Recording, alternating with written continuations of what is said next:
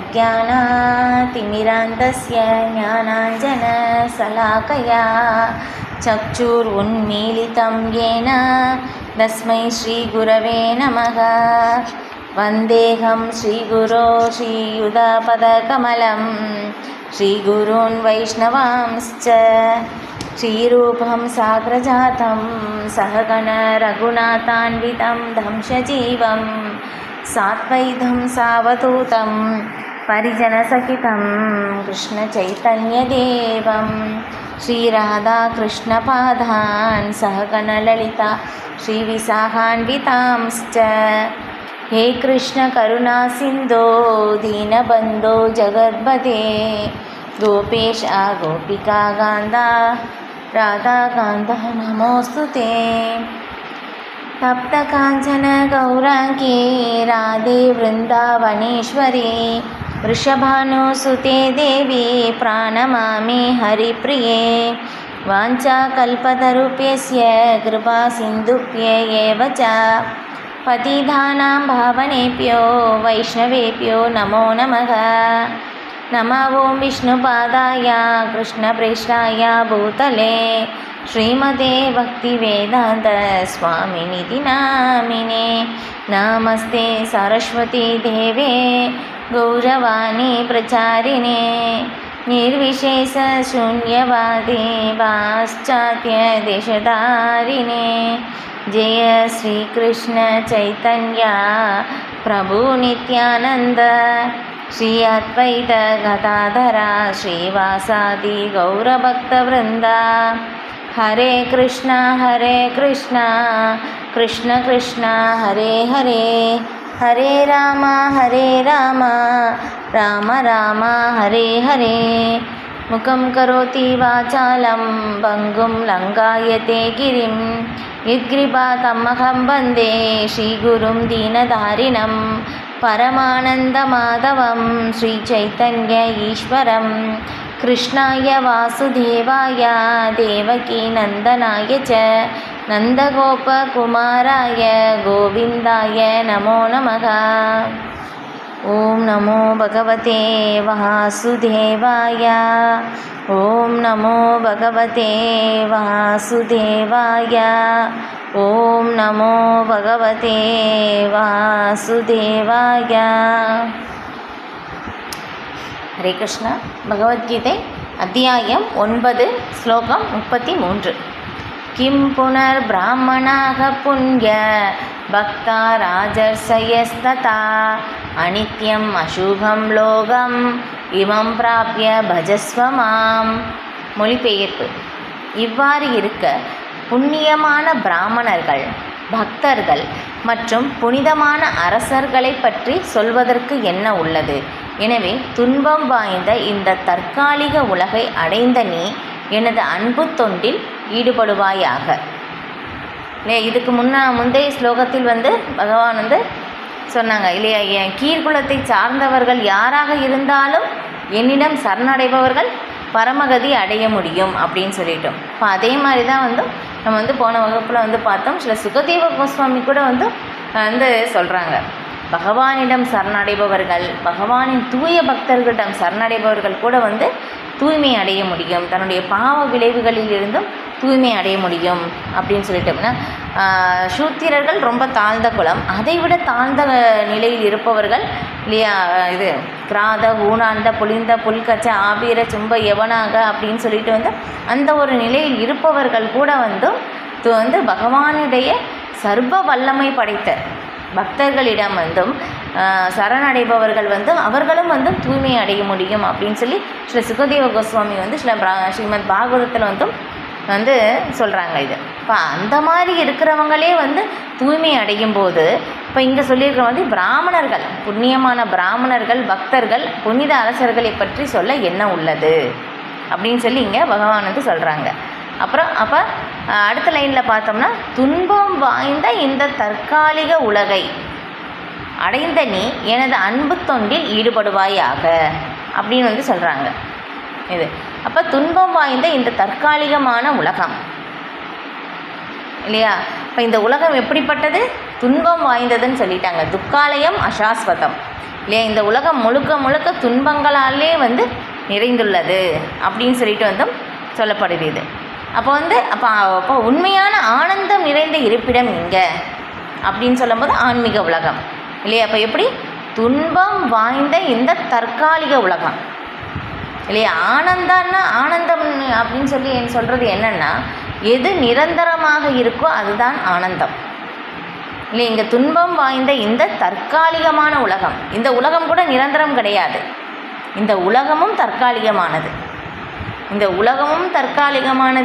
இந்த உடலும் தற்காலிகமானது இல்லையா? இந்த உலகத்தில் எது ஒன்று வந்து இருந்தாலும் அது எல்லாமே காலத்தால் உருமாற்றம் வந்து செய்யப்படும், காலத்தால் வந்து அழிக்கப்படும். ஆனால் இந்த ஒரு நிலை வந்து மாயையினுடைய தாக்கத்தினால் வந்து நம்மளால் புரிந்து கொள்ள முடியவில்லை. இந்த மாயை வந்து எல்லாமே எப்படின்னா, எல்லாமே வந்து ஒரு பொய்யானவையாக இருந்தாலும் உண்மை போல தோன்றுவதாக காட்சியளிப்பதற்கும் அதுக்கும் பகவான் தான் காரணம். ஸ்ரீமத் பாகவதத்தில் முதல் ஸ்லோகத்திலே ஸ்ரீ வியாசதேவர் வந்து விளக்குறாங்க. ஏன்னா வந்து இந்த எல்லாமே வந்து தற்காலிகமானது, ஆனால் இது எல்லாமே இதுதான் உண்மை அப்படின்னு சொல்லி எல்லாருடைய பார்வையிலும் வந்து இப்போ நம்ம இருக்கிற அந்த ஒரு நிலை தான் உண்மை, அதுதான் வந்து இதுதான் நிலை, இதுதான் நிரந்தரம், இதுதான் வந்து நடக்குது அப்படின்னு வந்து சொல்லப்படுது. இது சுகதேவ கோஸ்வாமி கூட வந்து ரொம்ப சொல்கிறாங்க. ஏன்னா ஆத்ம தத்துவம் அவங்களுக்கு இல்லாததுனால என்ன ஆகுதாமா, நல்ல அனுபவம் இருக்குது இல்லை, எல்லாரையும் பார்க்குறோம், நம்ம சுற்றி இருக்கிறவங்க எல்லாருமே இறக்கிறார்கள், நம்மை சார்ந்தவர்களும் நமக்கு முன்னாடி இருந்தவர்களும் இறந்தார்கள், நாமளும் ஒரு நாள் இறப்போம்.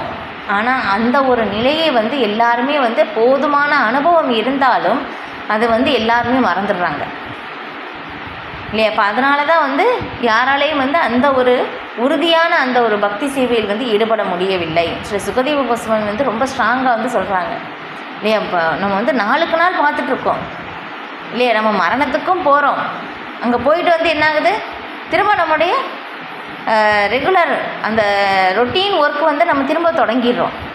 ஆனால் நமக்கும் அந்த மரணம் வருமே, அந்த மரணத்துக்காக நான் வந்து என்னை தயார் செய்து கொண்டேனா, அதை பற்றி யாருமே சிந்திப்பதில்லை. எனக்கும் மரணம் வரும் தெரியும், அவ்வளோதான்.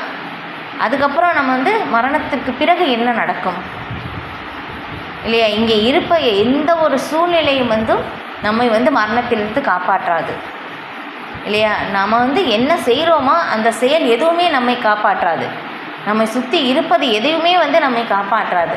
அப்போ வந்து எது நம்மை காப்பாற்றும், எது நமக்கு துணையாக இருக்கும், அதை பற்றி வந்து யாராலையும் வந்து சிந்திக்க கூட வந்து நேரம் இல்லாத ஒரு சூழ்நிலை. அந்த மாதிரி ஒரு சூழ்நிலையில் வந்து நாம் பாதிக்கப்பட்டு இருக்கின்றோம்.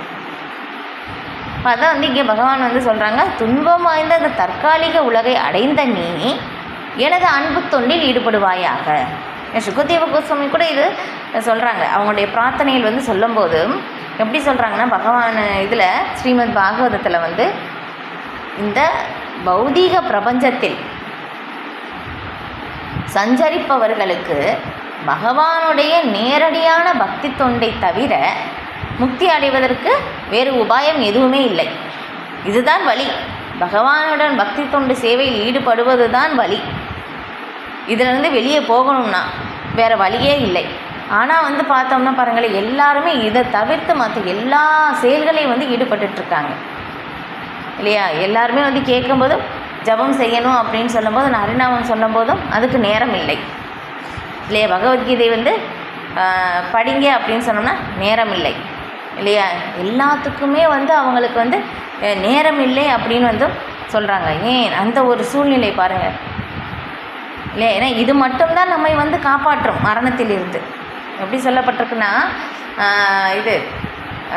இந்த கேவலாஷ்டகம் அப்படின்னு சொல்லி அந்த ஒரு பாடலில் வந்து ஹரிநாமத்தை பற்றி வந்து சொல்லப்பட்டிருக்கு. சொல்லும்போதும் நம்ம செய்கிறது என்னென்ன எல்லாமே வந்து நம்ம வந்து இது நிறைய பிளானிங் வந்து நம்ம செஞ்சிட்ருப்போம், இது பண்ணணும் அது பண்ணணும் அப்படின்னு சொல்லி. இது எல்லாமே வந்து ஒரு நாள் முறியடிக்கப்படும். ஆனால் வந்து நிரந்தரமாக இருப்பது பகவானுடைய நாமம் மட்டும்தான். பாருங்கள் எப்படி வந்து சொல்லப்பட்டிருக்கு. அப்புறம் ஆப்ரம்ம புவனாலோகா ஆப்ரம்ம ஸ்தம்ப பரியந்தம் சர்வம் மாயாமயம் ஜகத் சத்தியம் சத்தியம் புனக சத்தியம் ஹரே நாமை கேவலம் ஆப்ரம்ம ஸ்தம்ப பரியந்தம். பிரம்மலோகத்திலிருந்து கீழே வரைக்கும் பார்த்தோம்னா பாருங்களேன், எல்லா இடத்துலையும் வந்து நமக்கு இந்த மாயா உலகம்தான். ஆனால் ஒரே ஒரு சத்தியம், ஒரே ஒரு உண்மை மட்டும்தான் இருக்குது. ஹரே நாமை கேவலம், பகவானுடைய நாமம் மட்டும்தான் வந்து உண்மையான சத்தியமாக இருக்குது. ஆனால் வந்து என்னாச்சுன்னா அதை நாம் மறந்துட்டோம். அதை நாம் விட்டுட்டு வேறு என்னென்னவோ வந்து நம்ம எல்லாருமே வந்து பிடிச்சிட்ருக்காங்க. ஆனால் எதுவுமே வந்து நம்மை மரணத்திலிருந்து காப்பாற்றாது. பாருங்களேன், ஆத்ம தத்துவம் இல்லாததினால் வந்தும் நமக்கு இந்த ஒரு சூழ்நிலை வந்து நமக்கு ஏற்பட்டிருக்கு. இதுதான் நம்முடைய ஒரு எப்படி சொல்கிறது, ஒரு துரதிர்ஷ்டமான ஒரு நிலை இல்லையா? யாருக்குமே கேட்குறதுக்கு மனதில்லை. யாருக்குமே வந்து பகவானை பற்றி கேட்பதற்கு யாருக்குமே வந்து விருப்பமும் இல்லை. பாருங்கள், அந்த ஒரு துரதிர்ஷ்டமான ஒரு சூழ்நிலை வந்து இங்கே இருக்குது. ஓகே, பொருளுரை. இந்த ஜட உலக மக்களிடையே பிரிவுகள் உள்ள போதிலும் இந்த உலகம் யாருக்குமே மகிழ்ச்சியான இடம் அல்ல இல்லை. இதே வந்து பார்த்தோம்னா இதில் ஸ்ரீமத் பாகவதத்தில் 2வது காண்டத்தில் வந்து பிரம்மதேவருக்கு வந்து பகவான் வந்து சொல்கிறாங்க, சதுஸ்லோகத்தில் வந்து எப்படி சொல்லப்பட்டிருக்குன்னா ரொம்ப நல்லா இருந்தது. அந்த விளக்கத்துக்கு வந்து அந்த ஸ்லோகத்துக்கு விளக்கம் சில பிரபுபாதர் வந்து 17 பக்கமாக 20 பக்கம் வரைக்கும் வந்து கொடுத்துருக்காங்க விளக்கம்.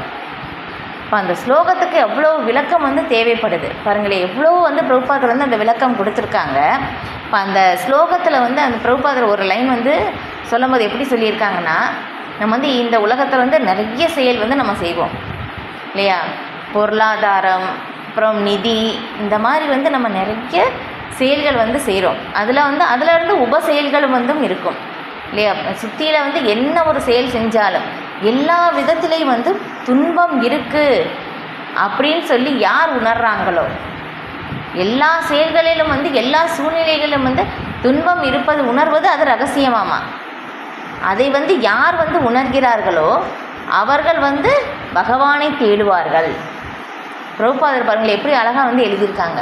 இங்கே துன்பம் தான் இருக்குது, துன்பம் மட்டும்தான் இருக்குது அப்படின்னு சொல்லி யார் உணர்றாங்களோ அவங்க வந்து கண்டிப்பாக பகவானை வந்து தேடுவார்கள்.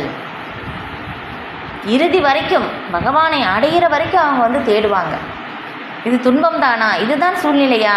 இப்போ நிறைய பேர் என்ன சொல்லியிருக்காங்கன்னா, நான் கேட்டிருக்கேன், எப்படி சொல்லுவாங்கன்னா, இங்கே வந்து துன்பம் தானே இருக்குது அப்படின்னு சொல்லும்போது, ஆமாம் எல்லாருமே இந்த மாதிரி தானே இருக்காங்க, இதுதானே நம்மளுடைய நிலை அப்படின்னு சொல்லி அவங்க வந்து சொல்லுவாங்க. எல்லாருமே இப்படி தானே இருக்காங்க, எல்லாருமே இப்படி தான் கஷ்டப்படுறாங்க, இதுதான் நிலை, இப்படி தான் இருக்கணும்.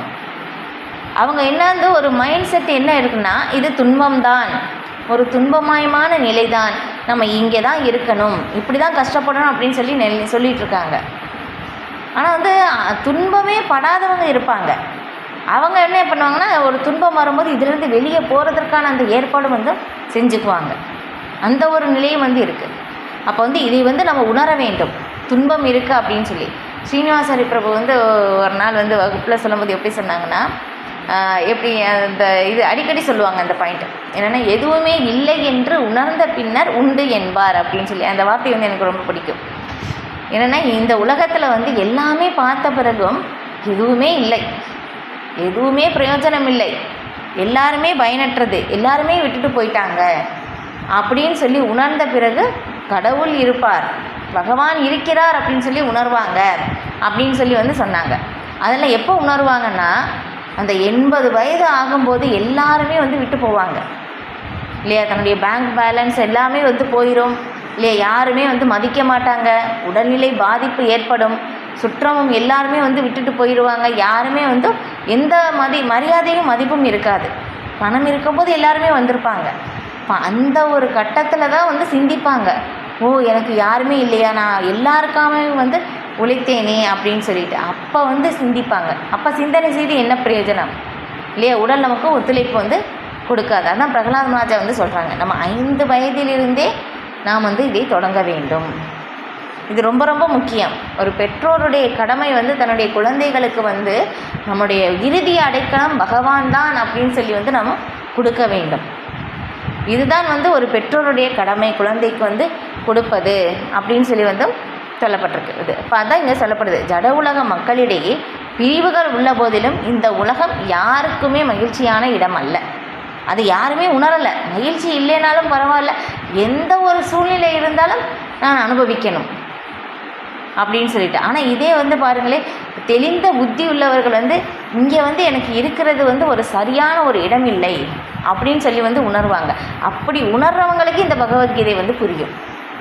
அவங்களுக்காக தான் கொடுக்கப்பட்டிருக்கு. இது நம்ம நிறைய தடவை பிரபுபாதரும் விளக்கியிருக்காங்க, நம்ம பார்த்தோம். இங்கே தெளிவாக கூறப்பட்டுள்ளது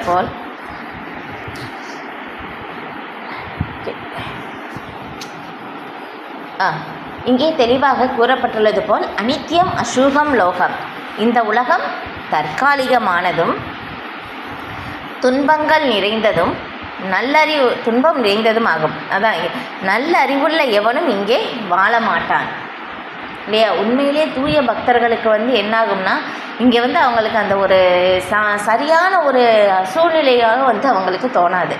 ஐயோ இங்கே ஏன் இங்கே இருக்கோம் அப்படின்னு சொல்லி அந்த ஒரு நிலை அவங்களுக்கு ஃபீல் பண்ணுவாங்க. தெரியும் இந்த உலகம் தற்காலிகமானது என்றும் துன்பம் நிறைந்தது என்றும் பரமபுருஷ பகவானாலேயே வர்ணிக்கப்படுகிறது. பகவானே சொல்லிட்டாங்க, நம்ம பார்த்தோம். துக்காலயம் அசாஸ்வதம், அப்புறம் இங்கே அனித்தியம் அசூகம் லோகம் சொல்லிட்டாங்க. அப்போ சில தத்துவவாதிகள், குறிப்பாக மாயாவாதிகள், இவ்வுலகம் பொய்யானது என்று கூறுகின்றனர். ஆனால் இவ்வுலகம் பொய்யானது அல்ல, தற்காலிகமானது என்பதை நாம் பகவத்கீதையிலிருந்து புரிந்து கொள்ளலாம். தற்காலிகமானது என்பதற்கும் பொய்யானது என்பதற்கும் வேறுபாடு உண்டு. இந்த உலகம் தற்காலிகமானது, ஆனால் நித்தியமான உலகம் ஒன்று உள்ளது. இந்த உலகம் துன்பமயமானது, ஆனால் இந்த உலகம் நித்தியமானதும் ஆனந்தமயமானதும் ஆகும் இல்லையா. அப்போ மாயாவாதிகள் எப்படி சொல்கிறாங்கன்னா இது எல்லாமே பொய் அப்படின்னு சொல்கிறாங்க. ஆனால் பக்தர்கள் எப்படி ஏற்றுக்கிறாங்கன்னா, நான் பகவானிடமிருந்து வந்தது எல்லாமே பொய்யானது கிடையாது, எல்லாமே உண்மை. ஆனால் என்னென்னா இது பொய் அல்ல, தற்காலிகமானது, நிரந்தரம் இல்லை அப்படின்னு சொல்லி ஏற்றுக்கிறாங்க. அப்போ உண்மையானது நிரந்தரமான உலகம் எங்கே இருக்குது? இப்போ அந்த உலகம் ஆன்மீகமயமான உலகம், அது நித்தியமான உலகம், ஆனந்தமயமானது அப்படின்னு சொல்லி நம்ம தெரிஞ்சுக்க முடியுது. அப்போ அர்ஜுனன் புனிதமான அரச குடும்பத்தில் பிறந்தவன். பகவான் அவனிடமும் கூறுகிறார், என்னுடைய பக்தி தொண்டை ஏற்று வெகு விரைவில் என்னுடைய திருநாட்டிற்கு திரும்பி வருவாயாக. துன்பத்தின் இருப்பிடமான இந்த தற்காலிக உலகில் யாருமே வசிக்கக்கூடாது. ஒவ்வொருவரும் பரமபுருஷ பகவானுடன் தன்னை அரவணைத்து கொண்டு நித்தியமான ஆனந்தத்தை அடையலாம் இல்லையா. நமக்கு இந்த ஒரு நிலை பார்த்தோம்னா ஒரு சரியான ஒரு சூழ்நிலை கிடையாது, சரியான ஒரு இடம் கூட இது கிடையாது. ஆனால் நாம் நினைக்கிறோம் இது சரியானது அப்படின்னு சொல்லிட்டு. பகவானே சொல்கிறான் பாருங்கள், இங்கே நம்ம இருக்கக்கூடாது, நம்முடைய நிலை இது கிடையாது அப்படின்னு சொல்லி. இப்போ இதே சுகதேவ கோஸ்வாமி ரொம்ப பரிசித்து மகாராஜ் கேள்விக்கு ரொம்ப ஸ்ட்ராங்கான பதில். நாம் இங்கே யாருமே அந்த மாதிரி பிரச்சாரம் செய்கிறதில்ல. ஆனால் அந்த மாதிரி ஸ்ரீமத் பாகவதத்துலேருந்து அந்த வார்த்தைகள் எல்லாம் கேட்கும்போதும் நம்ம தெரிஞ்சுக்கலாம் இல்லையா. பகவத்கீதையில் முதல் பாடம் நான் உடல் அல்ல ஜீவாத்மா அப்படின்னு சொல்லி படிக்கிறோம். நம்ம அடுத்தது வரிசையாக படிச்சுக்கிட்டே போகிறோம். நம்ம உடல் அல்ல ஜீவாத்மா அப்படின்னு சொல்லி எல்லா நிலையிலும் எல்லா சூழ்நிலைகளும் நமக்கு ஞாபகம் இருக்கா அப்படின்னாக்கா மறந்துடுவோம். ஆனால் தன்னுணர்வு பெற்ற ஆத்மாக்கள் என்றுமே மறப்பதில்லை. எப்போவுமே ஞாபகம் வச்சுருப்பாங்க, நான் உடல் அல்ல ஜீவாத்மா அப்படின்னு சொல்லி. இந்த உடலுக்கும் எனக்கும் சம்பந்தமே இல்லை, இந்த உடலே எனக்கு சம்பந்தம் இல்லை அப்படின்னு சொல்லும் போதும் இந்த உடல் சார்ந்தது எல்லாமே நமக்கு சம்பந்தம் எப்படி இருக்கும் இல்லையா. அப்போ பரிஷத் மகாராஜா கேள்வி கேட்குறாங்க, நாம் இந்த உடலை தற்காலிகமாக நமக்கு கிடைத்ததா இல்லை வேறு ஏதோ ஒரு சூழ்நிலையினால் இந்த உடல் கிடைத்ததா அப்படின்னு சொல்லி இது ஒரு கேள்வி கேட்குறாங்க. ஆனால் நிறைய கேள்விகள் கேட்குறாங்க. ஆனால் சுகதேவ கோஸ்வாமி அதுக்கு பதில் எப்படி சொல்கிறாங்கன்னா, இந்த உடல் நமக்கு எந்த விதமான இது எப்படின்னா, இந்த உடல் நமக்கு கிடைத்தது, இந்த உடல் சார்ந்தது எல்லாமே நம்ம செய்கிற செயல்கள் எல்லாமே ஒரு கனவு போலத்தான், உண்மை அல்ல அப்படின்னு சொல்லி ரொம்ப ஸ்ட்ராங்காக சொல்கிறாங்க. நம்ம என்னென்னா நம்முடைய நிலை வந்து என்னென்னா மாயினுடைய அந்த ஒரு கட்டுப்பாட்டில் வந்து இருக்கிறனால நம்ம எத்தனை தடவை கேட்டாலும் நான் உடல் அல்ல ஜீவாத்மா அப்படின்னு சொல்லி நம்மளால் புரிஞ்சிக்க முடியாது. அதுதான் நம்முடைய ஒரு நிலை. அதான் துரதிர்ஷ்டமான நிலை. பகவான் வந்து இங்கே திரும்ப திரும்ப வந்து சொல்கிறாங்க, முதல் பாடமே ஆன்மீக வாழ்க்கையில் நான் உடல் அல்ல ஜீவாத்மா. இது எல்லாமே வந்து நம்ம கடைசியில் வந்து எல்லாமே படிக்கிறோம். ஒரே நோக்கம் என்னென்னா நான் ஜீவாத்மா அப்படின்னு சொல்லி நம்ம வந்து புரிஞ்சுக்கிறது தான். நான் இந்த உடல் இல்லை, இந்த உடலிலிருந்து வேறுபட்டவன் அப்படின்னு சொல்லி நாம் புரிந்து கொள்வது தான் நம்முடைய உண்மையான நிலை. இப்போ அந்த ஒரு நிலை வந்து வர்றதுக்காக தான் இது எல்லாமே வந்து நம்ம பயிற்சி வந்து செய்கிறோம். ஆன்மீக செயல்கள் எல்லாமே வந்து அந்த நிலை வரணும் நமக்கு. இது ஓகே. இப்போ அதான் வந்து சொல்கிறாங்க. அப்போ அர்ஜுனன் புனிதமான அரச குடும்பத்தில் பிறந்தவன். பகவான் அவனிடமும் கூறுகிறார், என்னுடைய பக்தி தொண்டை ஏற்று வெகு விரைவில் என்னுடைய நாட்டிற்கு திரும்பி வருவாயாக. பாருங்கள், அர்ஜுனன் கூட வந்து எப்படி புனிதமான அரச குடும்பத்தில் பிறந்தவன். அப்படி இருந்தாலும் அனுபவிக்கிறதுக்கு எல்லாமே இருந்தாலும் உனக்கு இந்த ஒரு இருக்கிற இடம் வந்து ஒரு எப்படி ஒரு சேஃப்டியான இடம் கிடையாது, திரும்பி எங்கிட்ட வந்துருன்னு சொல்லிட்டாங்க. ஏன்னா மாயா உலகம் மாயாவுடைய கட்டுப்பாட்டில் வந்து இருக்குது. கிருஷ்ணனுடைய கட்டுப்பாட்டில் வந்து மாயாதேவி இருந்தாலும் அவங்க வந்து எப்படி வந்து நம்மளே வந்து நம்ம வந்து போன வகுப்பில் வந்து பார்த்தோம் இல்லையா. நம்ம வந்து ஒரு குழந்தை வந்து ரொம்ப குறும்பு பண்ணும்போதும் ஒரு கண்டிப்பான ஒரு நபரிடம் வந்து ஒப்படைப்பாங்க. இப்போ அந்த கண்டிப்பான நபர் வந்து நம்ம வந்து சரியாக வந்து பராமரிப்பாங்களா அப்படின்னு சொல்லும் போதும் எல்லாமே கொடுத்தாலும் ரொம்ப கண்டிப்போட இல்லையா நம்மளுக்கு வந்து துன்பத்தை வந்து கொடுப்பாங்க. இப்போ அதே மாதிரி தான் மாயாதேவி வந்து நம்ம இந்த 3 வகையான கிளேசங்கள் 3 வகையான அந்த துன்பங்கள் வந்து நமக்கு கொடுக்குறாங்க. இப்போ முக்குணங்களின் மூலமாக நம்மை வந்து கட்டுப்படுத்துகிறார் இல்லையா. பாச வலை இது பார்த்தோம்னா எப்படின்னா ஒரு ஜெயில். இந்த ஜெயிலுக்கு வந்து எப்படின்னா கம்பி வந்து கதவெல்லாம் கிடையாது, எல்லாமே ஓப்பனாக இருக்குது. ஆனால் இருந்தாலும் யாரும் வந்து இதிலேருந்து போக மாட்டாங்க இல்லையா. இது நான், எனது, என்னுடையது, என்னுடைய உடல், என்னுடைய இருப்பிடம், என்னுடைய நாடு, என்னுடைய குடும்பம் அப்படின்னு சொல்லி நமக்கு இந்த மாதிரி ஒரு பாச பிணைப்பில் வந்து நாம் வந்து சிக்கிட்டுருக்கோம் இல்லையா. இந்த மாதிரி வந்து நம்மை வந்து பிணைக்கிறாங்க பாருங்களேன். எந்த மாதிரி நமக்கு அந்த ஒரு தண்டனை பாருங்களேன். எல்லாருக்குமே தெரிஞ்சாலும் ஆனால் யாரும் இதில் வந்து வெளியே போக மாட்டாங்க. அதனால தான் தெரிஞ்சு கதவே இல்லை.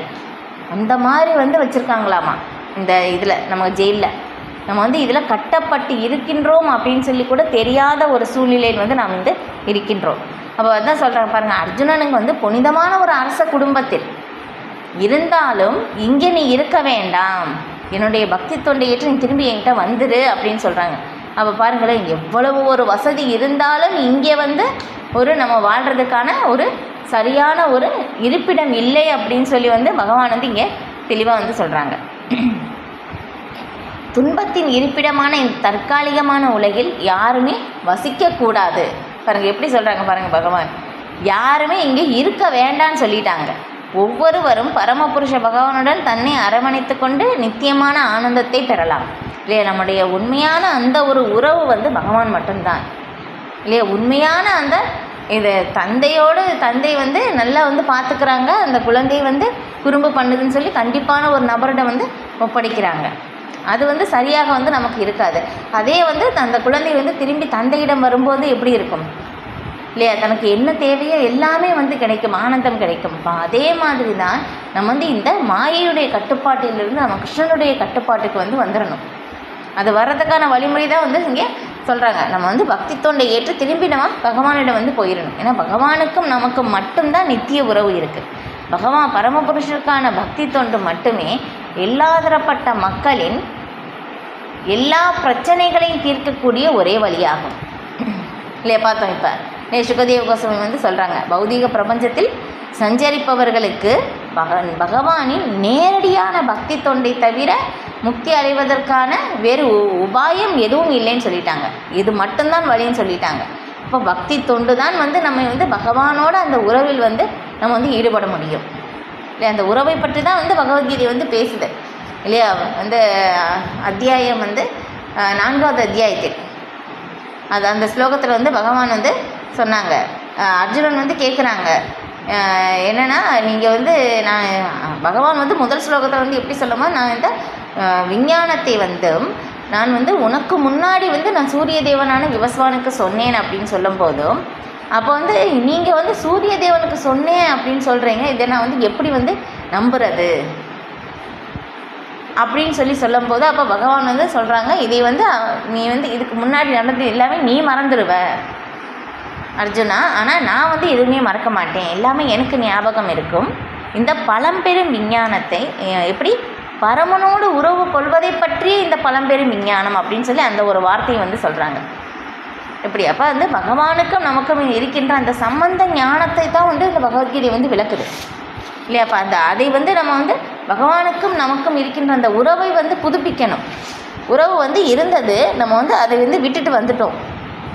அந்த உறவை வந்து நம்ம திரும்ப வந்து கொண்டு வரணும். எப்படி பகவானோடு பிரிந்து வந்து நம்ம அனுபவிக்கணும் அப்படின்னு சொல்லி பார்க்கும்போது தான் நம்ம வந்து மாயாவுடைய கட்டுப்பாட்டில் வந்து முக்குணங்களுடைய கட்டுப்பாட்டிலிருந்து நாம் சிக்கிக்கொள்கிறோம். இப்போ இதே வந்து பார்த்தோம்னா நாரத முனிவர் சில வியாசதேவர் வந்து முதல் காண்டத்தில் வந்து இதில் வந்து சொல்லப்பட்டிருக்கு.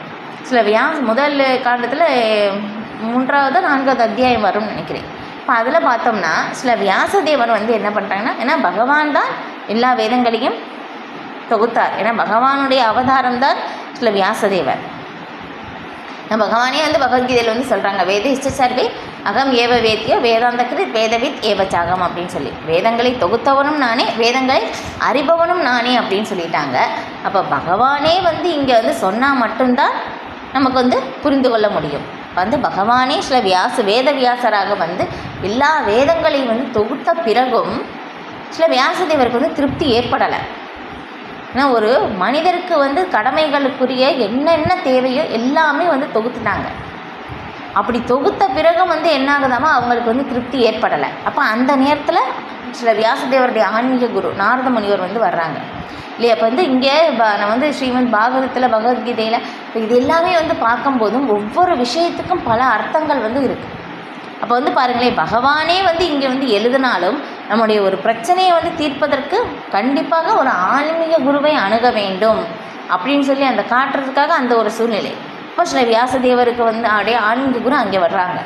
இப்போ நாரத முனிவர் வந்து தெரிஞ்சுக்கிறாங்க, ஓ இதுதான் உன்னுடைய குறை அப்படின்னு சொல்லிட்டு, எதனால் உனக்கு திருப்தி ஏற்படலை, ஏன்னா எல்லாமே தொகுத்த பிறகும் எல்லாமே செஞ்ச பிறகும் எல்லாம் நல்லதை செஞ்சுட்டாங்க, ஆனால் திருப்தி ஏற்படலை. அப்போ நாரத முனிவர் அப்போ நிறைய அங்கே அவங்களுக்கு வந்து பேச்சுவார்த்தை வந்து நடக்கும். அது 2 அத்தியாயம் வரைக்கும் வந்து போகும். இப்போ அதுக்கப்புறம் வந்து சொல்லுவாங்க, நீங்கள் வந்து உடலையே ஆத்மாவாக நினைத்தால் அது வந்து சரியா அப்படின்னு சொல்லி நாரத முனிவர் வந்து அங்கே கேட்குறாங்க. அதுக்கப்புறம் இதெல்லாமே சொன்ன பிறகு அவங்களுடைய வாழ்க்கை வரலாறு எல்லாமே வந்து சொல்லுவாங்க. சொல்லி முடித்த பிறகு வந்து அப்போ வந்து அவங்க என்ன சொல்லுவாங்கன்னா, நீங்கள் வந்து பகவானுடைய சமாதி நிலைக்கு போய் நீங்கள் வந்து பகவானை வந்து தரிசனம் செய்து பகவானுடைய லீலைகள் வந்து நீங்கள் எழுதுங்க. ஏன்னா நீங்கள் எல்லாமே தொகுத்துட்டீங்க சரிதான், ஆனால் வந்து பகவானுடைய லீலைகள் வர்ணனைகள் பகவானை வந்து நீங்கள் எதுவுமே சேர்க்கலை, பகவானை வந்து விட்டுட்டு நீங்கள் செஞ்சதுனால உங்களுக்கு திருப்தி ஏற்படலை, பகவானுடைய லீலைகள் புகழ் லீலைகள் வந்து எழுதுங்க அப்படின்னு சொல்லும்போது தான் அதுக்கப்புறம் தான் வந்து தெரியுது. ஆனால் இதுக்கு முன்னாடியே வந்து சில வியாசதேவர் புரிஞ்சுக்கிறாங்க, ஓ பகவானுடைய பக்தி தொண்டு நான் சேர்க்காதனால தான் எனக்கு வந்து திருப்தி ஏற்படலையோ அப்படின்னு சொல்லி. அப்புறம் நாரத முனிவர் வந்து இது எல்லாமே வந்து விளக்குன பிறகு இது விளக்கி சொல்லிவிட்டு நாரத முனிவர் போன பிறகு சில வியாசதேவர் தியானத்தினுடைய சமாதி நிலைக்கு வந்து போகிறாங்க. அந்த ஒரு தியானத்தினுடைய சமாதி நிலைக்கு போன பிறகு வந்து அவங்களுக்கு வந்து பார்க்க முடியுது, பகவான் ஸ்ரீ கிருஷ்ணர் சாக்ஷாத் பகவான் பூரணமான பகவான் ஸ்ரீ கிருஷ்ணரை வந்து பார்க்குறாங்க. அவங்க பக்கத்தில் பகவானுடைய சக்திகள் எல்லாமே வந்து இருக்காங்க, பகவானுடைய சக்திகள் வந்து இருக்காங்க. பகவானுக்கு பின்னாடி வந்து பகவானுடைய மாயாசக்தி, பகவான் முன்னாடி வந்து அவங்களால வர முடியாது, அதனால் பகவானுக்கு பின்னாடி இருந்து எல்லா ஜீவாத்மாக்களையும் வந்து முக்குணங்களின் மூலமாக கட்டுப்படுத்துவதை வந்து சில வியாசதேவர் வந்து பார்க்குறாங்க. அடடா, இப்போ இந்த ஜீவாத்மாக்கள் எல்லாமே வந்து தூய ஆத்மாக்கள், ஆனால் வந்து இந்த மாயையுடைய கட்டுப்பாட்டினால்தான் வந்து எல்லாருமே வந்து நான் தான் இந்த உடல் அப்படின்னு சொல்லி தவறாக நினச்சிட்டு இந்த தேவையற்ற துன்பங்களை வந்து அனுபவிக்கிறாங்களே அப்படின்னு சொல்லி சில வியாசதேவர் வந்து பார்க்குறாங்க. அவங்க சமாதி நிலையில் நேரடியாக தெரியுது. அப்போ வந்து பார்த்து, ஓ எல்லா ஜீவாத்மாங்களுடைய வியாதி இதுதானா, இப்போ இவங்க வந்து இதிலேருந்து வெளியே அப்போ நான் ஒரு வியாதி வந்து நமக்கு வந்துருச்சுன்னா வந்து என்ன வியாதின்னு வந்து தெரியலை, வியாதி தெரிஞ்சால் தான் அதற்கு மருந்தே கண்டுபிடிக்க முடியும். அப்போ தான் தெரிஞ்சுக்கிறாங்க, ஓ எல்லா ஜீவாத்மாங்களுடைய வியாதி வந்து இதுதான், இல்லை நான் தான் இந்த உடல் அப்படின்னு சொல்லி எல்லாருமே வந்து தவறாக நினச்சிட்ருக்காங்க. இதுதான் அப்படின்னு சொல்லி சூழ்நிலை அப்படின்னு சொல்லி தவறான ஒரு சூழ்நிலையில் வந்து இருக்காங்க. இதுதான் ஜீவாத்மாங்களுடைய வியாதி. இந்த ஜீவாத்மாங்களுடைய வியாதிக்கு மருந்து வந்து பகவானுக்கான பக்தி தொண்டு சேவை தான் அப்படின்னு சொல்லி தான் அதுக்கப்புறம் தான் வேதங்களையே திருத்தியே எழுதுகிறாங்க. முதல்ல எழுதிட்டாங்க, அதுக்கப்புறம் வேதங்களை வந்து திரும்ப மாற்றி அமைக்கிறாங்க. அதுதான் ஸ்ரீமத் பாகவதம். முதிர்ந்த நிலையில் அப்படின்றத 2வது ஸ்லோகத்துலேயும் வந்துடும். முதிர்ந்த நிலையில் இருந்து சில வியாசதேவருடைய முதிர்ந்த நிலையிலிருந்து தொகுக்கப்பட்டதான இந்த இது ஸ்ரீமத் பாகவதம் அப்படின்னு சொல்லி வந்து வரும். அப்போ வந்து என்னென்னா அது மட்டுமே வந்து போதுமானது. இப்போ இந்த ஸ்ரீமத் பாகவதம் தான் நமக்கு எல்லாத்துக்குமே வந்து இந்த பௌதிக ஜட வியாதிகளுக்கான அந்த மருந்து வந்து அதுதான். அதான் வந்து சொல்லப்படுது. அப்போ எல்லா பிரச்சனைகளுக்கும் தீர்க்கக்கூடிய ஒரே வழி என்னென்னா பகவானுக்கான பக்தி தொண்டு சேவை மட்டும்தான். இதுதான் வழி, வேறு வழியே வந்து கிடையாது. அப்போ அதான் சில வியாசதேவர் வந்து அங்கே வந்து எழுதுகிறாங்க இது. அப்போ அதுக்கப்புறம் தான் இந்த ஸ்ரீமத் பாகவதம் வந்து அங்கே தொகுக்கப்படுது. எனவே ஒவ்வொருவரும் கிருஷ்ண உணர்வை ஏற்று தன்னுடைய வாழ்வை பக்குவப்படுத்தி கொள்ள வேண்டும் இல்லையா? திரும்ப நம்ம அந்த உணர்வு நிலைக்கு வரணும், நம்முடைய சுய உணர்வு நிலைக்கு, நான் ஜீவாத்மா அப்படின்னு சொல்லி இது. ஓகே, ஸ்லோகம் 34. மன்மனா பவமத் பக்தோ மத்யாஜி மாம் நமஸ்குரு மாமே வைஷசி யுக்த்வைவம் ஆத்மானம் மத் பராயணக. இந்த ஸ்லோகம் வந்து ரொம்ப ரொம்ப முக்கியமான ஸ்லோகம் இல்லையா? நம்ம வந்து இங்கே வந்து 9வது அத்தியாயத்தில் வந்து பார்க்குறோம். கடைசியில் 18வது அத்தியாயத்துலேயும் வந்து பகவான் இந்த ஸ்லோகம் வந்து சொல்கிறாங்க. கடைசியில் அந்த 3 வார்த்தை மட்டுமே வந்து மாறும். இதே ஸ்லோகத்தையே வந்து பார்த்தோம்னா இதில் ஸ்ரீமத் பாகவதத்திலையும் வந்து சொல்லப்பட்டிருக்கு. மன்மனா பவமத் பக்தி இதே ஸ்லோகத்தையும் வந்தும் பகவான் வந்தும் தன்னுடைய நண்பர் குசேலர் அவங்களை வந்து போய் பார்க்கும்போது அங்கேயும் வந்து இதே ஸ்லோகம் வந்து சொல்லப்படுது. பாருங்களேன், ஒரு விஷயத்தை வந்து நம்ம ஒரு தடவை சொன்னால் முக்கியம், இதே 3 தடவை சொல்லும்போது இன்னும் முக்கியம். அதான் ஹரேநாமை கேவலம் கலவு நாஸ்தியவ கதிரண்யதா அப்படின்னு சொல்லி 3 தடவை அழுத்தி வந்து சொல்லியிருக்காங்க இல்லையா? ஏன்னா ஒரு விஷயத்தை வந்து ரொம்ப முக்கியம் அப்படின்னு சொல்லும்போது நம்ம 3 தடவை அழுத்தி வந்து சொல்லுவோம். இப்போ அதே மாதிரி தான் இந்த ஒரு ஸ்லோகமே வந்து பார்த்தோன்னா பகவத்கீதையிலே 2 தடவை வந்துருச்சு, ஸ்ரீமத் பாகவதத்திலேயும் 1 தடவை வந்து சொல்லப்பட்டிருக்கு. அப்போ வந்து பார்த்தோம்னா பாருங்கள், இந்த ஸ்லோகம் அவ்வளவு முக்கியமானது.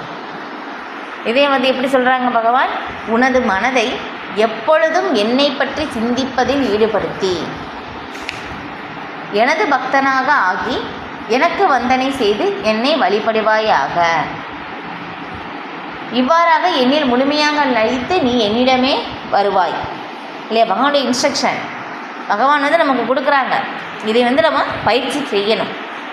இதை பயிற்சி செய்தால் நம்ம பகவானிடம் வந்து போகலாம். ரொம்ப எளிமையானது. எப்போவுமே நீ என்னை நினச்சிக்கிட்டே இருக்கணும், அவ்வளோதானே அப்படின்னு சொல்லலாம். ஆனால் ரொம்ப கடினம் இல்லையா? ரொம்ப எளிமையானது ஆனால் ரொம்ப கடினமும் இல்லையா? ஏன்னா எப்போவுமே பகவானை வந்து நினச்சிக்கிட்டே இருக்கணும். இதே வந்து நாரத முனிவர் கூட வந்து சில வியாசதேவருக்கு இப்போ சொன்ன மாதிரி அதில் உபதேசம் செய்வது எப்படி சொல்கிறாங்கன்னா, பகவான் ஏன்னா வியாசதேவர் வந்து எல்லாருக்குமே வந்து கொஞ்சம் கருணை காட்டுறாங்க. ஏன்னா வந்து ஒரு குழந்தைக்கு வந்து மருந்து கொடுக்கணுன்னா அந்த குழந்தை மருந்து சாப்பிடாது. சரி, மருந்துக்கு பதிலாக மருந்து சாப்பிடணுன்னா என்ன பண்ணுவாங்கன்னா, அம்மா வந்து ஒரு ஸ்வீட் வந்து கொடுப்பாங்க. இந்த மருந்து சாப்பிட்டேன்னா நான் உனக்கு இந்த ஸ்வீட் கொடுப்பேன் அப்படின்னு சொல்லி இந்த மாதிரி வந்து கொஞ்சம் ஒரு இது காட்டி மருந்து வந்து கொடுப்பாங்க. நான் அப்போ தான் அந்த குழந்தை வந்து மருந்து கொடுக்கும். இதே மாதிரி தான் நமக்கு இதே மாதிரி தான் மருந்து கொடுக்கும்போது இனிப்பு கொடுத்து நம்ம என்ன பண்ணுறோன்னா, அந்த மருந்தை விட்டுட்டு இனிப்பை மட்டும் நம்ம எடுத்துக்கிட்டோம். அந்த மாதிரி தான் வந்து நம்ம இங்கே வந்துட்டோம். அப்போ இந்த மாதிரி வந்து சில வியாசதேவர் வந்து கருணை காட்டுறாங்க. இந்த குழந்தைக்கு வந்து எப்படி இனிப்பு கொடுத்து மருந்து கொடுக்குற மாதிரி இந்த மாதிரி வந்து நீங்கள் பண்ணாதீங்க, தப்பு அப்படின்னு சொல்லி சில வியாசதேவரை வந்து நாரத முனிவர் வந்து கண்டிக்கிறாங்க. மருந்து மட்டும் கொடுங்க போதும். ஏன்னா இனிப்புக்காக வந்து அந்த குழந்தை வந்து மருந்து சாப்பிட மாட்டேன்னு சொல்லி இனிப்புக்காக வந்து இப்போ அழ ஆரம்பித்து இனிப்பை வந்து பிடிச்சிக்கிட்டு மருந்தை வந்து விட்டுருச்சு. நம்மளுடைய நிலை அதுதான். அதனால் நீங்கள் நேரேனா பகவானிடமிருந்து சிறிது விளங்கினால் கூட மிகப்பெரிய ஆபத்து இருக்குது அப்படின்னு சொல்லி நாரத முனிவர் வந்து சொல்கிறாங்க. பாருங்களேன், இவ்வளோ பெரிய ஒரு விஷயம் கொஞ்சமாக வந்து சிறிது விலகினாலும் நமக்கு வந்து ஆபத்து. அதான் பகவான் வந்து இங்கே சொல்கிறாங்க, உனது மனதை எப்பொழுதும் என்னை பற்றி சிந்திப்பதில் ஈடுபடுத்தி. எப்போவுமே பகவானை வந்து நம்ம நினச்சிக்கிட்டே இருக்கணும். கொஞ்சம் விலகினோம்னா மாயையோட கட்டுப்பாட்டில் வந்து நம்ம வந்துடுவோம். இதுதான் நம்முடைய நிலை. பாருங்களேன், இப்போ இந்த மாதிரி ஒரு சூழ்நிலையில் வந்து நம்ம சிக்கிட்டு இருக்கோம். அதை வந்து நமக்கு தெரியாத ஒரு நிலை கூட வந்து நமக்கு இருக்குது. அதான் நம்முடைய உண்மை நிலையை வந்து சொல்வது தான் வந்து பகவத்கீதை. நம்ம எந்த மாதிரி ஒரு சூழ்நிலையில் வந்து இருக்கின்றோம், அதான் பகவான் வந்து சொல்கிறாங்க, நான் சூக்ருதம் சர்வபூதானம், நான் உண்மையான நலன் விரும்பி அப்படின்னு சொல்லி வந்து சொல்வது வந்து அதுதான். ஏன்னா நம்ம வந்து எந்த மாதிரி நிலையில் வந்து பாதிப்பு அடைஞ்சிருக்கோம் இல்லையா, எந்த மாதிரி சூழ்நிலை வந்து இருக்குது, நீ இந்த மாதிரி ஒரு சூழ்நிலையில் வந்து சிக்கிட்டு இருக்க, இதிலேருந்து வெளியே வருவதற்கான வழி வந்து இதுதான், நீ இதெல்லாமே செஞ்சால் நீ இதிலேருந்து வெளியே வந்துடலாம் அப்படின்னு சொல்லி வந்து பகவான் வந்து பகவத்கீதையில் ரொம்ப வந்து தெளிவாக வந்து சொல்கிறாங்க நமக்காக. ஆனால் என்னாச்சுன்னா, நமக்கு வந்து இந்த மாயையுடைய அந்த ஒரு சூழ்நிலை கட்டுப்பாட்டில் ரஜோகுணத்தின் தமகுணத்தின் தாக்கத்தால் இந்த விஷயம் வந்து நம்மளால் புரிஞ்சிக்க முடியலை. பாருங்களேன், எந்த ஒரு விதமான சூழ்நிலையில் வந்து நம்ம மாட்டிகிட்ருக்கோம் அப்படின்னு சொல்லிட்டு. அதுதான் அப்போ பொருளுரை களங்கமான இந்த ஜட உலகின் பந்தத்திலிருந்து விடுபடுவதற்கான ஒரே வழி கிருஷ்ண உணர்வே என்பது இந்த ஸ்லோகத்தில் தெளிவாக சுட்டி காட்டப்பட்டுள்ளது இல்லையா. கிருஷ்ண உணர்வு தான். பக்தியாமாம் அபிஜானாதி. சில பிரபுபாதர் நிறைய இடத்துல வந்து இது சொல்கிறாங்க, பக்தி மட்டும்தான், பக்தி தொண்டு சேவை மட்டும்தான் நம்ம வந்து இந்த துன்பத்திலிருந்து நம்மை விடுவிக்கும். பகவானுக்கும் நமக்கு அந்த உறவு வந்து நமக்கு வந்து ஏற்படுத்துவதும் பகவானுக்கான பக்தி தொண்டு தான் இல்லையா. அந்த கிருஷ்ண உணர்வு நிலைக்கு வந்து நாம் வந்து வர வேண்டும். நிறைய இடத்துல பிரபுபாதர் வந்து இதை வந்து திரும்ப திரும்ப திரும்ப வந்து விளக்கியிருக்காங்க. எல்லாவித பக்தி தொண்டும் புருஷோத்தமரான முழுமுதற் கடவுள் ஸ்ரீகிருஷ்ணருக்கு செய்யப்பட வேண்டும் இல்லையா. பக்தி தொண்டு யாருக்கு செய்யணும்? பகவான் கிருஷ்ணருக்கு தான் என்ற கருத்து இங்கே தெளிவாக கூறப்பட்டுள்ள போதிலும் சில சமயங்களில் யோக்கியமற்ற கருத்துரையாளர்கள் அதனை சிதைத்து விடுகின்றனர். துரதிர்ஷ்டவசமாக அந்த யோக்கியமற்ற கருத்துரையாளர்கள் படிப்பவர்களின் மனதினை சாத்தியமில்லாத வழிகளுக்கு திருப்புகின்றனர். கிருஷ்ணருக்கும் அவரது மனதிற்கும் எவ்வித வேறுபாடும் இல்லை என்பதை கருத்துரையாளர்கள் அறிவதில்லை. ஏன்னா பாருங்கள், நமக்கும் நம்மளுடைய உடலுக்கும் வேறுபாடு இருக்குது. ஆனால் பகவானுக்கும் பகவானுடைய உடலுக்கும் பகவானுடைய மனதிற்கும் எதுக்குமே வந்து வேறுபாடு இல்லை. ஏன்னா எல்லாமே ஆன்மீகமயமானது. கிருஷ்ணர் சாதாரண நபர் அல்ல, அவரே பூரண உண்மை. அவரது உடல், மனம் மற்றும் அனைத்தும் ஒன்றே, அனைத்தும் பூரணமானதே. தேகதேகி விவேதோயம் நேஸ்வரே வித்யதே குவச்சித் என்று கூர்ம புராணத்தில் கூறப்பட்டுள்ளதை சைத்தன்ய சரிதாமிர்தத்திற்கான ஆதிலீலை 5ஆம் அத்தியாயம் ஸ்லோகம் 41 முதல் 48 வரை தனது அனுபாஷ்ய உரையில் ஸ்ரீல பக்தி சித்தாந்த சரஸ்வதி கோஸ்வாமி மேற்கோள் காட்டியுள்ளார். இதன் பொருள் பரம புருஷரான கிருஷ்ணருக்கும் அவரது உடலுக்கும் வேறுபாடு இல்லை என்பதாகும். ஆனால் கிருஷ்ணரை பற்றிய இவ்விஞ்ஞானத்தை அறியாத கருத்துரையாளர்கள் கிருஷ்ணரை மறைத்து அவரது வியக்தித்துவத்தை அவரது மனம் மற்றும் உடலில் இருந்து பிரிக்கின்றனர் இல்லையா. பாருங்க என்ன சொல்கிறாங்க, கிருஷ்ணரை பற்றிய இந்த விஞ்ஞானத்தை அறியாத கருத்துரையாளர்கள் கிருஷ்ணரை மறைத்து அவரது வியக்தித்துவத்தை அவரது மனம் மற்றும் உடலிலிருந்து பிரிக்கின்றனர். இந்த கிருஷ்ண விஞ்ஞானத்தை பற்றி முழு அறியாமை என்ற போதிலும் மக்கள் இவ்வாறு திசை திருப்பதில் சிலர் லாபம் பெறுகின்றனர் இல்லையா. சில பேர் வந்து கருத்துரை வந்து எழுதுகிறாங்க, தங்களுடைய சொந்த கருத்தை வந்து இங்கே கொண்டு வர்றாங்க. ஆனால் வந்து இங்கே அது தெளிவாக வந்து சொல்லப்பட்டிருக்கு, பகவானுக்கும் பகவானுடைய உடலுக்கும் மனதிற்கும் எந்த வேறுபாடும் இல்லை. நமக்கு தான் உடலுக்கும் ஆத்மாவுக்கும் வேறுபாடு இருக்குது. ஆனால் பகவான் வந்து எல்லாமே ஆன்மீகமயமானது. பகவானுடைய நாமம் பகவான் தான் இல்லையா. கிருஷ்ணனுடைய நாமம் கிருஷ்ணர் தான், கிருஷ்ணனுடைய புகழ் கிருஷ்ணர் தான், கிருஷ்ணனுடைய இருப்பிடம் கிருஷ்ணர் தான். எல்லாமே வந்து கிருஷ்ணரிலிருந்து வேறுபட்டதே கிடையாது. அதான் இங்கே வந்து சொல்லப்படுது பூரணமானது இல்லையா. பகவான் வந்து என்றுமே பூரணமானவர். பகவானிலிருந்து எது பிரிந்து வந்தாலும் பகவான் என்றுமே பூரணமானவராக இருக்கின்றார். ஆனால் இந்த ஒரு விளக்கம் வந்து நம்ம பௌதிக உலகத்தில் வந்து பார்க்கல இல்லையா. ஒன்றிலிருந்து ஒன்றை கழித்தால் பூஜ்ஜியம்தான் நமக்கு தெரியும். ஆனால் ஆன்மீக உலகத்தில் ஒன்றிலிருந்து ஒன்றை கழித்தால் ஒன்று தான். இதுதான் வந்து என்ன சொல்கிறது, அச்சிந்திய பேத அபேத தத்துவம். இந்த தத்துவத்தை வந்து ஸ்ரீ சைத்தன்ய மகாபிரபு சொன்ன இந்த தத்துவத்தை நம்ம வந்து ஏற்றுக்கொள்ளும் போது மட்டும்தான் நம்மளால் புரிந்து கொள்ள முடியும். ஏன்னா ஆன்மீகத்தை பொறுத்தவரையிலும் பகவான் கிருஷ்ணரை வந்து பொறுத்தவரையிலும் நம்முடைய பௌதிக அறிவிற்கு அப்பாற்பட்டவர், புரிந்து கொள்ள முடியாது. பகவான் வந்து இந்த முக்குணங்களுடைய கட்டுப்பாட்டில் வருவதே இல்லை, அதற்கு அப்பாற்பட்டவராக இருக்கின்றார். அதனால் வந்து நம்முடைய குறைந்த பௌதீக புலன்களின் மூலமாக இந்த முக்களுடைய கட்டுப்பாட்டில் இருக்கும்போதும் நம்ம பகவானை வந்து புரிந்து கொள்வது சாத்தியமில்லை. எல்லாமே புரிந்து கொள்ள வேண்டும் அப்படின்னு சொன்னோம்னா முடியாத காரியம். ஆனால் இங்கே சில பேர் என்ன பண்ணுறாங்கன்னா, இந்த கருத்துரை வந்து எழுதுகிறாங்க பகவத்கீதைக்கு. உண்மையாக என்னென்னா கிருஷ்ணர் தான் முழுமுதல் கடவுளேன்னு சொல்லி இப்போ முதல்ல ஏற்றுக்கலை. அப்போ வந்து நோக்கமே என்னென்னா, வேதங்களுடைய நோக்கம் கிருஷ்ணரை அறிவது தான். எல்லா வேத இலக்கியங்களும் வந்து புரிந்து கொள்வது என்னென்னா, நோக்கம் வந்து கிருஷ்ணரை புரிந்து கொள்வது தான். இவங்க கிருஷ்ணரை வந்து ஏற்றுக்கொள்ளாமல் எப்படி வந்து அதுக்கு கருத்துரை வந்து எழுத முடியும்? இதுதான் சொல்லப்படுது. தெரியாத ஒரு சாதாரண மக்களை வந்து அவங்க என்ன பண்ணுறாங்கன்னா, வேறு பக்கம் வந்து திசை வந்து திருப்புறாங்க. இது தவறு அப்படின்னு சொல்லி சில பிரபுபாதர் வந்து இங்கே விளக்குறாங்க. அசுர இயல்பு கொண்ட சிலரும் கிருஷ்ணரை பற்றி எண்ணுகின்றனர். ஆனால் கிருஷ்ணரின் மாமனான கம்சனை போன்ற பொறாமையுடன் நினைக்கின்றனர் இல்லையா? அப்போ பகவான் வந்து இங்கே சொல்லியிருக்காங்க, எப்பொழுதும் என்னை பற்றி நினைக்க வேண்டும். அது எந்த மாதிரி நினைக்கணும் இல்லையா? கோபியர்கள், பிரஜவாசிகள், தூய பக்தர்கள் எல்லாமே பகவானை என்றுமே அன்புடன் வந்து நினைத்தார்கள். அப்போ கம்சனும் வந்து நினைத்தது, அதுவும் பக்தி இருக்குமா, பக்தி ஆகுமா அப்படின்னு சொல்லி வந்து இங்கே பிரபுபாதர் வந்து விளக்குறாங்க. ஓகே இல்லை, எதிரியாக வந்து நினைத்தது. ஆனால் இருந்தாலும் பாருங்களேன், எதிரியாக இருந்து நினைத்தாலும் பகவான் அவர்களுக்கும் வந்து கருணை காட்டுகிறார் இல்லையா? அவர் அசுரன் அப்படின்னு சொன்னாலே, ஏன்னா கம்சன் எப்பவுமே வந்து பகவானையே வந்து நினச்சிக்கிட்டே இருந்ததுனால பகவானுடைய கையால் கொல்லப்பட்ட பிறகு பகவானுடைய லோகத்தை வந்து அடைந்தாராமா.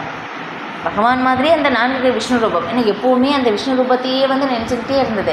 சாப்பிடும்போது, தூங்கும்போது, எந்திரிக்கும் போது, குளிக்கும்போது, நடக்கும்போது, எல்லா செயலும் செய்யும்போது, ஐயோ பகவான் விஷ்ணு வந்து என்னை வந்து கொன்றுவாரே வந்து அப்படின்னு சொல்லி அதே விஷ்ணு ரூபத்தையும் வந்து தியானித்துக்கிட்டே இருந்ததுனால பகவானாலே கொல்லப்பட்டு அதே விஷ்ணு ரூபத்தை வந்து அடைந்தார். இப்போ எதிரிக்கே வந்து இந்த மாதிரி ஒரு நிலைன்னா, அப்போ வந்து அன்போடு நினைப்பவர்களுடைய நிலை எப்படி இருக்கும் அப்படின்னு சொல்லி பிரபுபாதை வந்து விளக்குறாங்க. இப்போ அதான் வந்து இங்கே சொல்லப்படுது. இப்போ அசுர இயல்பு கொண்ட சிலரும் கிருஷ்ணரை பற்றி எண்ணுகின்றனர். ஆனால் கிருஷ்ணரின் மாமனான கம்சனை போல பொறாமையுடன் நினைக்கின்றனர். கம்சனும் கிருஷ்ணரை எப்போதும் நினைத்து கொண்டிருந்தான். ஆனால் அவன் கிருஷ்ணரை தனது எதிரியாக எண்ணினான். கிருஷ்ணர் எப்போது தன்னை கொல்ல வருவார் என்று திகைத்தபடி அவன் எப்போதும் பயத்துடன் இருந்தான். அத்தகைய சிந்தனை நமக்கு உதவாது. கிருஷ்ணரை அன்புடன் நினைக்க வேண்டும், அதுவே பக்தி இல்லையா?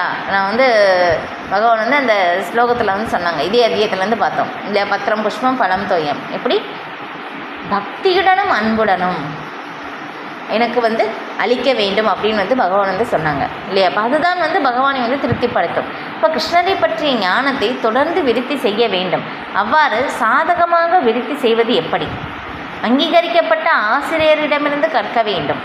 கிருஷ்ணரே புருஷோத்தமரான முழுமுதற் கடவுள். மேலும் அவரது உடல் ஜடமல்ல, நித்தியமும் ஆனந்தமும் நிறைந்த ஆனந்தமயமானது என்பதை நாம் பலமுறை விளக்கியுள்ளோம். கிருஷ்ணரை பற்றிய இத்தகைய விளக்கம் ஒருவன் பக்தனாவதற்கு உதவும்.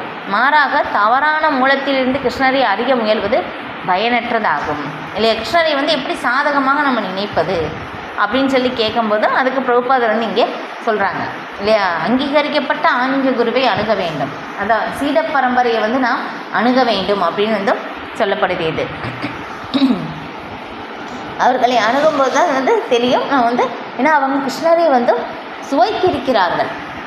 இப்போ அந்த கிருஷ்ணரை வந்து நமக்கு வந்து கொடுப்பாங்க. நான் கிருஷ்ணர் தான் முழுமுதற் கடவுள், கிருஷ்ணருக்கும் நமக்கும் மட்டும்தான் அந்த நித்திய உறவு இருக்குது இல்லையா? கிருஷ்ணர் வந்து என்றுமே நித்தியமானவர், கிருஷ்ணர் மட்டும்தான் வந்து நிரந்தரம், கிருஷ்ணருடைய உடலுக்கும் ஆத்மாவுக்கும் எந்த விதமான வேறுபாடும் இல்லை அப்படின்னு சொல்லி வந்து கிருஷ்ணரை பற்றி வந்து நமக்கு வந்து அவங்க சொல்லிக் கொடுப்பாங்க. இப்போ அந்த மாதிரி சொல்லும்போது நம்ம வந்து என்ன ஆகும்னா, நம்ம வந்து திரும்ப திரும்ப கேட்கும்போது என்ன ஆகும், கிருஷ்ணன் மேலே நமக்கு அந்த பற்றுதல் வந்து வளரும். நான் பகவான் வந்து இங்கே சொல்லியிருக்காங்க, எப்பொழுதும் என்னை பற்றி நினைத்து. எப்படி நினைக்க முடியும்? அவங்கள பற்றி தெரிஞ்சால் தான் நினைக்க முடியும். எதுவுமே தெரியாத ஒன்று வந்து நினைக்கணும் அப்படின்னு சொன்னோம்னா எப்படி நினைக்க முடியாது. இப்போ வந்து அதை வந்து நம்ம தெரிஞ்சுக்கணும். இப்போ கிருஷ்ணர் யார், கிருஷ்ணர் எப்படிப்பட்டவர், எந்த மாதிரி எப்படி இருக்காங்க, அவங்களுடைய குணங்கள் என்ன இல்லையா, அவங்களுடைய நிலை என்ன, எல்லாமே வந்து நம்ம தெரிஞ்சுக்கும் போது என்னாகும், அவர்களை வந்து நாம் நினைப்பது சாத்தியமாகும். அது எந்த மாதிரி வந்து நினைக்கணும், அது எல்லாமே பிரபுபாதர் வந்து இங்கே வந்து நமக்கு சொல்கிறாங்க. இப்போ ஒருவன் தனது மனதை ஆதி ரூபமான கிருஷ்ணரின் மீது நித்திய உறவில் ஈடுபடுத்த வேண்டும் இல்லையா? வந்து பகவான் வந்து சொன்னது, உனது மனதை என்னை பற்றி சிந்திப்பதில் ஈடுபடுத்தி. இது எப்படியெல்லாம் சிந்திக்கலாம், எந்த மாதிரியெல்லாம் சிந்திக்கலாம், எந்த ரூபத்தை வந்து சிந்திக்கலாம் அப்படின்னு சொல்லி இது எல்லாமே இப்போ பிரபுபாதர் பாருங்கள் விளக்கம் வந்து நமக்கு கொடுக்குறாங்க. இப்போ கிருஷ்ணரே முழுமுதற் கடவுள் என்ற தினமான நம்பிக்கையுடன் அவரது வழிபாட்டில் அவன் தன்னை ஈடுபடுத்த வேண்டும். கிருஷ்ணரை வழிபடுவதற்கான இந்தியாவில் பல்லாயிரக்கணக்கான கோவில்கள் உள்ளன இல்லையா. எனது பக்தனாகி எனக்கு வந்தனை செய்து என்னை வழிபடு அப்படின்னு சொல்கிறாங்க. இப்போ அதையும் வந்து பிரபுபாதர் வந்து இங்கே விளக்குறாங்க. எப்படி வந்து பகவானுடைய வழிபாடுகள் வந்து நம்ம செய்யணும். அங்கே பக்தி தொண்டு பயிற்சி செய்யப்பட்டு வருகிறது. இத்தகைய பயிற்சியின் போது கிருஷ்ணரின் முன்பு விழுந்து வணக்கம் செலுத்த வேண்டும். விக்கிரகத்திற்கு முன் சிரம் தாழ்த்தி ஒருவன் தனது மனதாலும் உடலாலும் செயலாலும் தன்னை ஈடுபடுத்தி கொள்ள வேண்டும். அவன் கிருஷ்ணரின் மீது லயித்திருப்பதற்கு இது உதவும் இல்லையாப்பா. தான் ஏன்னா வந்து நம்ம யாருக்காக வந்து செயல் செய்கிறோமோ இப்போ அதற்குரிய சிந்தனை வந்து நமக்கு இருக்கும். அவங்களை பற்றி நம்ம வந்து சிந்திப்போம் இல்லையா. நம்ம வந்து எந்த ஒரு செயல் செய்கிறோமோ அவங்களை பற்றி என்னாகும், நம்ம அந்த சிந்தனை எல்லாமே வந்து நமக்கு இருக்கும் இல்லையா. ஒரு சின்ன உதாரணம் அப்படின்னு சொன்னோம்னா இப்போ வந்து பார்த்தோம்னா நம்ம வந்து அடுத்த மாதம் வந்து ஒரு 10 நாட்களுக்கு வந்து நம்ம வந்து எங்கேயோ ஒரு சுற்றுலாவுக்காக வந்து நம்ம ஒரு இடத்துக்கு வந்து நம்ம போகிறோம் இல்லையா. ஒரு 10 நாள் பயணம் செய்து போகிறோம் அப்படின்னு சொல்லி வந்து ஒரு உதாரணம். இப்போ அங்கே வந்து நம்ம ஒரு 30 நாட்கள் வந்து நம்ம தங்குறோம் அப்படின்னு சொல்லும்போது என்ன ஆகும்னா அது வந்து நம்ம சும்மா வந்து அந்த எடுத்த நாள்லேயே வந்து நம்ம கிளம்ப மாட்டோம். அதற்குரிய ப்ரிப்பரேஷன் எல்லாமே வந்து எப்படி 2 மாதத்துக்கு முன்னாடியே வந்து நடக்கும் இல்லையா. அது எல்லாமே வந்து நம்ம செய்வோம். அதை பற்றி வந்து சிந்தனைகள் வந்து நமக்கு இருக்கும். அதற்குரிய ஏற்பாடு எல்லாமே செய்வோம் இல்லையா. இப்போ நாம் வந்து எப்படி திரும்பி பகவானுடைய லோகத்துக்கு வந்து செல்லணும். இப்போ அதே தான். இப்போ அதற்குரிய ஏற்பாடு நம்ம இப்போ இருந்தே இங்கேருந்தே நம்ம வந்து நம்ம செய்யும் போதும் என்னாகும், பகவானுக்காக அந்த செயல்களில் எப்படி எல்லாமே வந்து செய்வது. அந்த மாதிரி செய்யும்போது என்னாகும், நம்ம பகவானை பற்றின அந்த ஒரு சிந்தனைகள் வந்து நமக்கு ஏற்படும். ஒரு உதாரணத்துக்காக இது வந்து சொன்னேன். இப்போ அந்த மாதிரி நம்ம திரும்பி பகவானிடம் வந்து செல்லணும் அப்படின்னாக்கா அதற்கெல்லாம் என்னென்னலாமே வந்து நம்ம செய்யணும் இல்லை. திரும்பி வரணும் அப்படின்னு சொல்லிட்டாங்க முதல் ஸ்லோகத்தில் பகவான். நீங்கள் வந்து இங்கே இருக்காத, திரும்பி என்னுடைய லோகத்துக்கு வந்து வந்துடு இல்லையா. அப்போ அந்த லோகத்துக்கு வர்றதுக்கான செயல் வந்து பகவானுக்கான பக்தி தொண்டு சேவை. இப்போ அந்த பக்தி தொண்டு சேவை வந்து எப்படி செய்யணும், எப்போவுமே என்னை பற்றி நீ நினச்சிக்கிட்டே இரு, எனது பக்தராக இரு, எனக்கு வந்தனை செய்து என்னை வழிபடு அப்படின்னு சொல்லிடுறாங்க. இது எல்லாமே வந்து நம்ம செய்யணும். இது எல்லாமே நம்முடைய ப்ரிப்பரேஷன். நம்ம பகவானுடைய ஆன்மீக லோகத்திற்கு போகிறதுக்கான அந்த முன்னேற்பாடு இது எல்லாமே செய்து நம்ம ரெடியாக இருந்துட்டோம் அப்படின்னாக்கா நம்ம வந்து ஒரு கட்டத்தில் அந்த மரணம் இல்லையா, அதுதான் நம்முடைய பயணம் இல்லையா. வந்து நம்ம வந்து அந்த ஒரு நேரத்தில் வந்து கிருஷ்ணா அப்படின்னு சொல்லி வந்து நம்ம சொல்லிட்டோம் அப்படின்னாக்கா நம்ம ஆன்மீக லோகத்தை வந்து அடைஞ்சிடலாம் இல்லையா. அதை வந்து பகவான் வந்து 8வது அத்தியாயத்தில் வந்து சொல்லுவாங்க. யார் ஒருவன் மரண சமயத்தில் என்னை நினைத்து கொண்டே உடலை விடுகிறானோ அவன் நிச்சயமாக என்னை அடைவான்.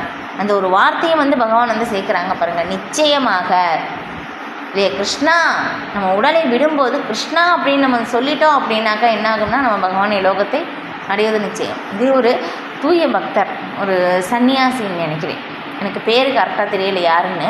அந்த ஒரு பக்தர் வந்து உபன்யாசம் வந்து கொடுத்துட்ருக்காங்க. நம்ம பகவானை பற்றி வந்து சொற்பொழிவு கொடுத்துக்கிட்டே இருக்கும்போது அவங்களுக்கு வந்து உயிர் போயிருச்சாமா.